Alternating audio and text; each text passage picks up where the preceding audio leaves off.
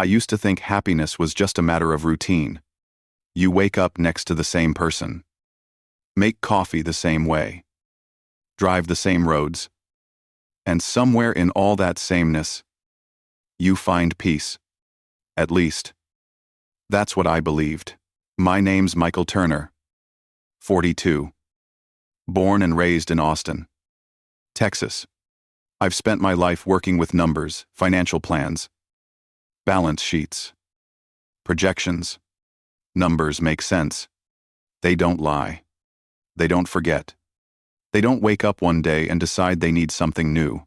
For 13 years, I've been married to Laura, an elementary school teacher, with the kind of patience only kids can teach you.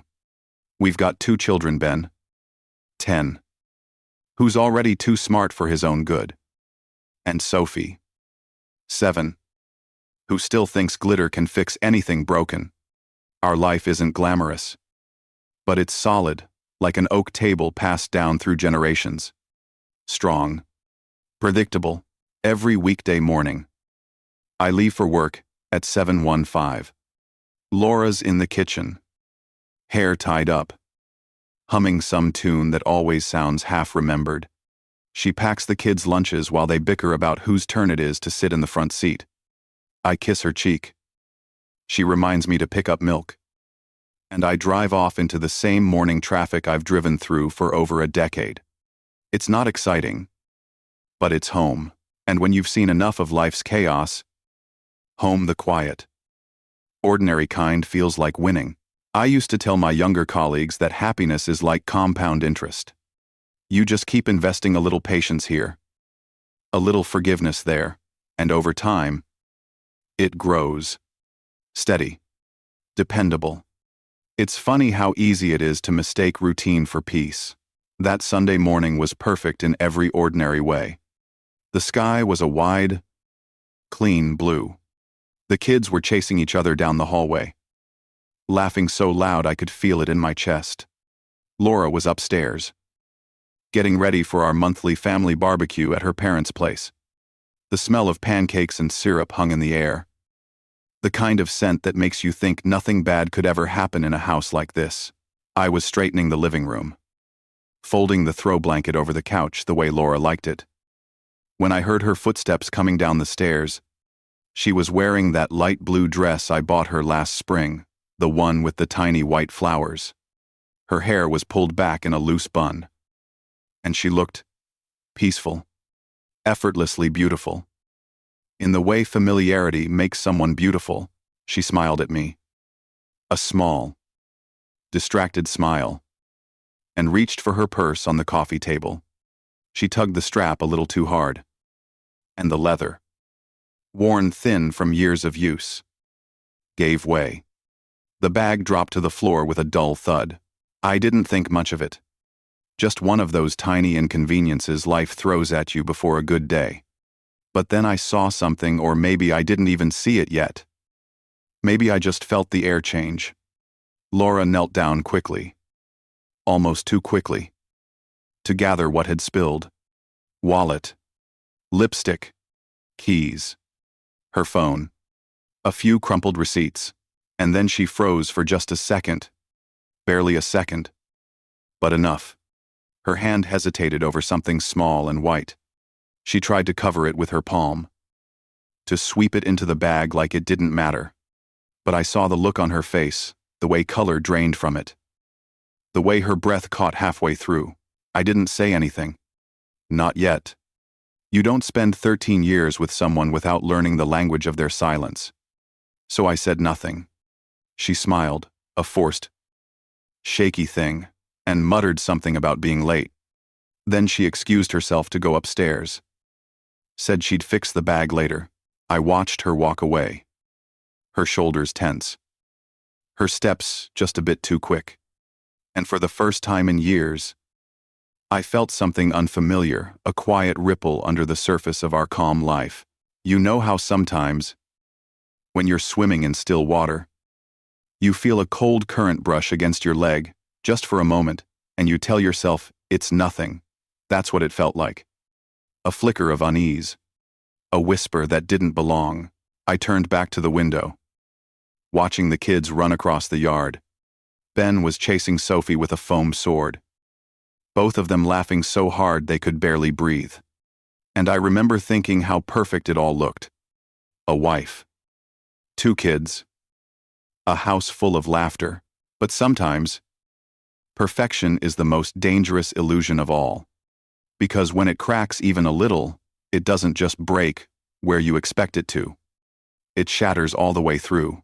And that morning, standing in my quiet, sunlit living room, I had no idea how close that crack already was. The funny thing about truth is that it doesn't shout. It whispers. And once you've heard it, you can't unhear it. I stood there, still holding that blanket in my hands, while Laura crouched on the floor, frantically shoving things back into her bag. Keys, lipstick, wallet. Her fingers were trembling. And that's what caught me, the tremor. Laura never trembled, and then I saw it. A small, white box. Plain and ordinary. But my brain, the part that's trained to notice the small discrepancies, locked on immediately. I didn't even have to read the label. I already knew what it was. Emergency contraceptive. For a moment, I thought I'd misread it. Or maybe it was old. Maybe she'd bought it years ago and forgotten. But the packaging was new, fresh, the edges still crisp. She reached for it too fast, and her hand brushed mine. Cold. Shaking. In finance, when something doesn't add up, you double-check the math. In marriage, you start praying your calculator's wrong. I didn't pray. I just looked at her. Quietly. Like I was studying a number that refused to make sense. Laura, I said softly. What is this? She froze. Didn't look at me. Didn't breathe. Then she started talking. Her words stumbling over each other, like children running from a storm. I found it at school. One of my students. She must have dropped it. I was going to return it. But I forgot. I watched her mouth move. But the words didn't land anywhere. Because lies have a sound, a rhythm. And once you've heard enough truth in your life, you can recognize when it's missing. Laura, I said again, quieter this time. Please, don't insult me. She looked up then. Her eyes were wide, glassy, searching my face for some version of me that might believe her. But that version was gone. The silence between us felt heavy, not like the comfortable silence of long marriages, but the kind that hums before something breaks. The kind that makes you aware of your heartbeat. Ben's laughter echoed from upstairs. The sound sliced through the tension like it didn't belong in the same world. Laura tried again, her voice shaking. It's not what you think. But I was done thinking. I was calculating. 8 words later. Everything changed. She pressed her hand to her face, eyes wet, and whispered, "There's someone else." No scream. No denial. No fight. Just those 3 words. And then the house went still. The kids' voices blurred into the background. The clock ticking somewhere in the kitchen grew louder, sharper, until it was the only sound I could hear. I felt like a man who'd just discovered a massive error in his life's ledger, one mistake that erased years of careful balance. And there was no correcting entry that could fix it. I remember breathing in slowly, deliberately, the way you do when you're trying not to break something fragile yourself. Maybe, she kept talking, saying something about loneliness, about feeling unseen, about how it just happened. But I wasn't listening anymore. The moment she said there's someone else, time stopped belonging to both of us. It belonged to me and to the silence she left behind. And in that silence, I understood something I never wanted to understand. That sometimes, love doesn't end with a fight. It ends with a sentence. And the rest is just the echo. People think rage explodes. But for some men, it freezes. Every heartbeat turns into math, the kind that doesn't forgive mistakes. After she said it, I didn't yell. I didn't throw anything. I just stood there, watching the woman I thought I knew unravel in front of me. And for a strange second, all I could think about was the sound of the clock in the kitchen. Steady, relentless, ticking its way through what used to be our life. Ben's voice came from upstairs, asking if we were leaving for Grandma's. I swallowed the storm and forced my voice steady. In a minute? Buddy, go finish getting ready. He didn't hear the crack under the calm. Kids rarely do. They believe in the safety of routine the same way I once did. When the door closed behind him, I turned back to Laura. She was sitting on the edge of the couch, eyes red, fingers twisting her wedding ring like it burned her. She started talking half sentences. Fragments. Excuses. I didn't plan it. Michael, I was lonely. You were distant. Always working. Always tired. That word lonely cut deeper than anything else. Because I'd built this entire life around keeping my family safe from loneliness.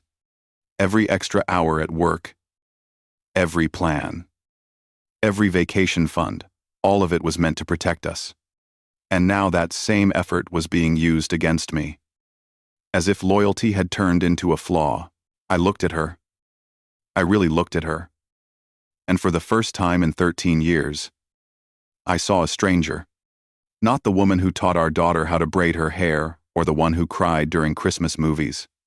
Just someone who'd rewritten our story without telling me. I was faithful. I said quietly, "There's a difference." She flinched like the words themselves hurt. Tears kept coming. And for a moment, I almost reached for her out of habit. Out of memory. But my hand stopped halfway. Something inside me knew that whatever this was, it couldn't be fixed with comfort. The air between us grew heavy. She whispered. It didn't mean anything. And I almost laughed, not out of humor, but disbelief. Because betrayal doesn't need meaning. It only needs opportunity. For a long moment, neither of us spoke. Outside, I could hear Ben and Sophie laughing through the window. Their world was still intact. Ours was not. Finally. I said it calm. Final. Inevitable. Pack your things. Her eyes widened. As if she hadn't expected consequences. Only confession. Michael. Please. We can talk. I made a mistake. There's nothing left to talk about.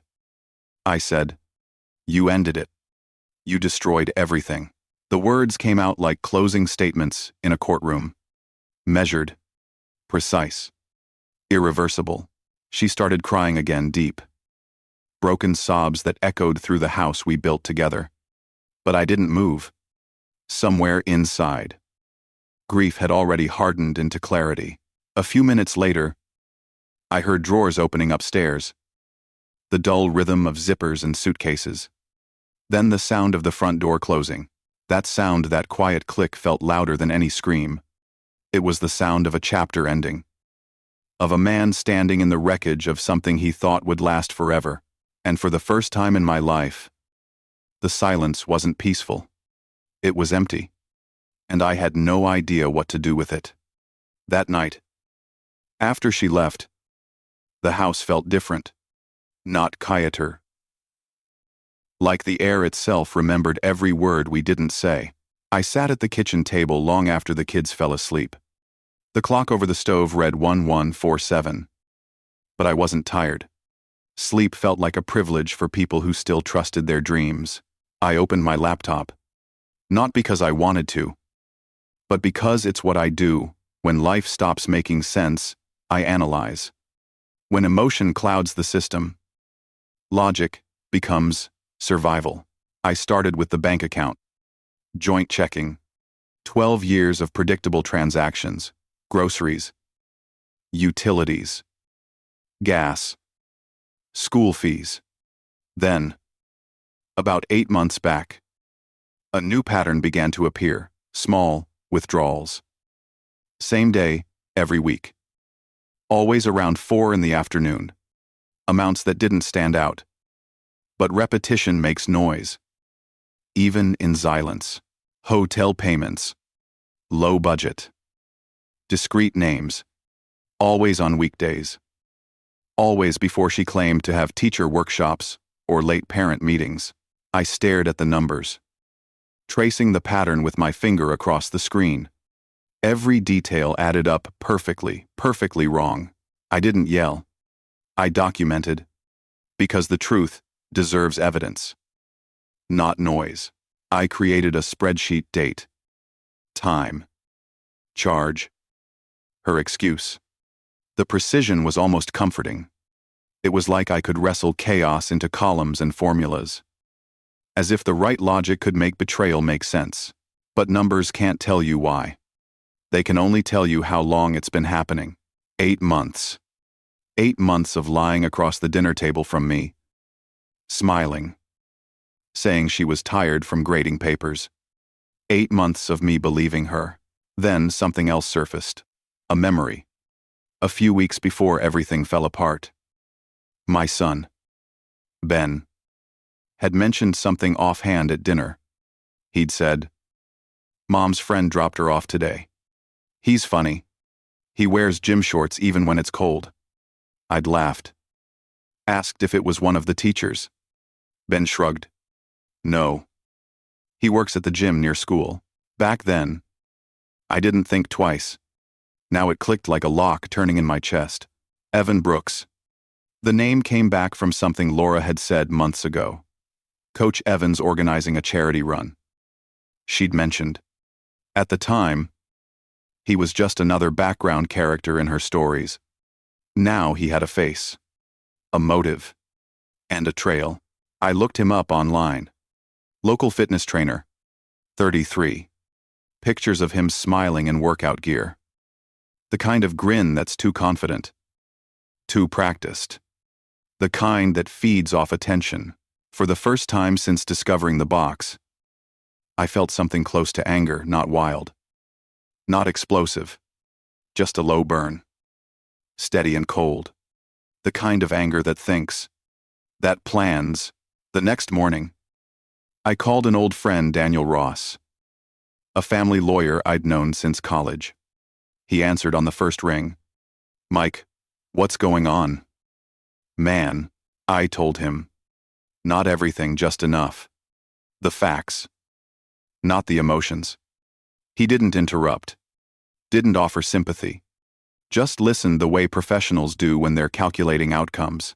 When I finished, there was a long pause on the line. Then he said, "You've got evidence. Keep collecting. Don't confront her again. We'll build the case quietly." That word quietly felt right. This wasn't about revenge anymore. It was about order. About restoring balance to something that had been bleeding chaos for months. I closed the laptop and leaned back, staring at the ceiling. The house was still. The only sound was the soft breathing of my kids upstairs. Untouched by the storm below. I'd always believed that the truth would set you free. What I didn't realize was that before it frees you, it destroys you piece by piece, until there's nothing left to hide behind. But at least now, I had the truth. And with truth comes clarity.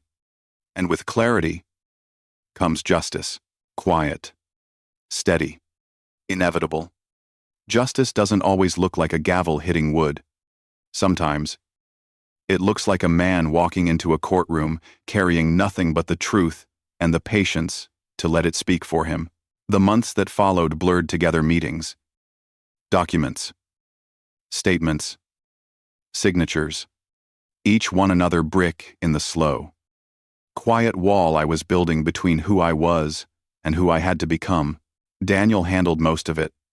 I gave him the evidence: hotel receipts, timestamps, messages, even the note from the child psychologist who'd spoken with Ben about Mom's friend. He called it a strong case. I called it sad arithmetic. When the hearings began, Laura sat across the room from me. Same woman. Different eyes. The kind that have already seen the cost of their choices She tried not to look at me, and I tried not to look at her. Between us sat everything we'd built: our kids, our years, our shared life, now reduced to paper, proof, and policy. I spoke calmly when the judge asked questions. I didn't need to perform. The facts did that for me. Every receipt, every withdrawal, every lie had its place in the timeline. There was no anger left, only accuracy. When the affair became public, it spread fast. Her school found out. Parents whispered. The administration opened an investigation. Evan Brooks, the gym coach, was quietly dismissed. No scandal. No headlines. Just silence where his name used to be. And maybe that was fitting, because people like him feed on attention. Taking that away was the only punishment that really mattered. Weeks later, one evening, the phone rang. Her voice was quiet, trembling.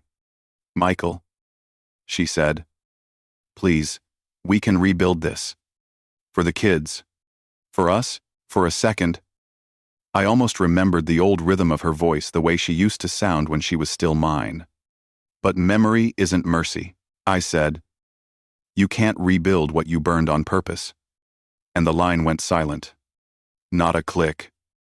Not a goodbye, just the quiet of something finally ending. The court finalized everything a month later.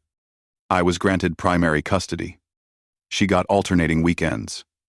The house stayed with me not as victory, but as responsibility. Because that's what the wreckage of love becomes when you survive it: something you maintain, not something you celebrate. Laura moved to a small apartment on the other side of town. I heard she transferred schools, that she barely spoke to anyone. Maybe guilt is its own kind of exile. When the papers came in the mail, I didn't frame them. I just folded them neatly, placed them in a drawer, and sat down at the same kitchen table where it had all started. The house was quiet again. But this time, the silence didn't feel like emptiness. It felt like control, the kind a man earns when he's walked through hell and refused to lose himself on the way out. A year later, the world looked the same but felt entirely different. Same house, same job, same morning coffee. But there was a quiet I'd made peace with, not the empty kind. Not the lonely kind. Just quiet. The kind that means you survived. Sophie's school was holding a spring performance that Friday. She was playing a tree-painted cardboard leaves taped to her arms. Nervous smile, trembling under the stage lights. Ben sat beside me in the auditorium, fidgeting with his tie, pretending he wasn't proud of his little sister. The curtain opened. The children began to sing off-key. Pure, innocent, and somewhere in that sound, I felt something shift inside me. Not pain, not nostalgia, just understanding. Halfway through the show, I noticed her, Laura, sitting alone in the last row, hair shorter, face tired, but softer somehow, like life had finally taught her the lesson I'd already learned. She caught my eye for a second. There was no hostility, no bitterness, only quiet regret, the kind you carry. Not because you want to, but because you must. When the play ended, the kids flooded the aisles. All noise and color and joy. Sophie ran straight into my arms, laughing, shouting, "Did you see me?" "Daddy," I didn't forget my lines. I smiled, holding her close. "I saw everything." I said, "You were perfect." Behind her, Laura stood by the door, watching us. She gave a small nod, not for forgiveness, not for another chance, just acknowledgement. We'd both survived the same storm. We'd both lost and learned in our own ways. On the drive home, Ben asked if Mom would come over for dinner sometime. I told him maybe. Not because I planned to, but because hope is something children should never lose. And I'd already lost enough for both of us. Later that night, after the kids were asleep, I sat on the porch with a beer in my hand. The sky was orange, fading into gold. The kind of sunset that doesn't need to be perfect to be beautiful. I thought about everything that had happened, the lies, the proof, the ending. And I realized something simple. I used to think strength meant holding everything together. Now I know it's about letting go without losing yourself. Some stories don't end with revenge. They end with peace, and peace, I've learned, is quieter than I ever imagined. So, if you're listening to this, and you've ever stood in that same kind of silence, wondering if you'll ever breathe normally again, trust me, you will. Not today. Maybe not tomorrow. But one day, you'll look at the pieces and realize you're no longer trying to rebuild what broke. You're building something new, because that's what real strength looks like. Not fixing what's gone, but moving forward with what remains.